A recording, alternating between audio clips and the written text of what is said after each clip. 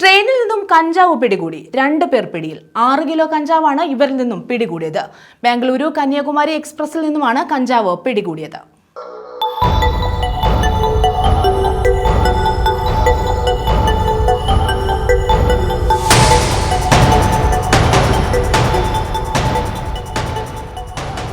ബാംഗ്ലൂർ കന്യാകുമാരി എക്സ്പ്രസിൽ നിന്നുമാണ് കഞ്ചാവ് പിടികൂടിയത്.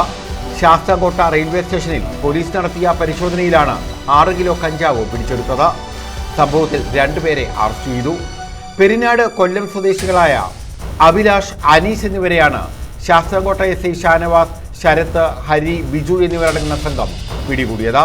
ഒഡീഷയിൽ നിന്ന് ട്രെയിൻ മാർഗം കഞ്ചാവ് കേരളത്തിലേക്ക് എത്തിക്കുകയായിരുന്നു. കൊല്ലത്തെത്തിച്ച് വിൽക്കാനായിരുന്നു ഇവരുടെ പരിപാടിയെന്ന് പോലീസ് പറഞ്ഞു.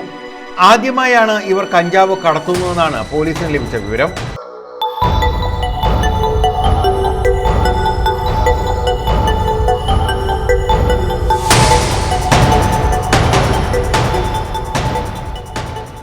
ഞായറാഴ്ച രാവിലെ 10:30-യോടെയാണ് ബാംഗ്ലൂർ കന്യാകുമാരി എക്സ്പ്രസിൽ നിന്നും കഞ്ചാവ് പിടിച്ചെടുത്തത്.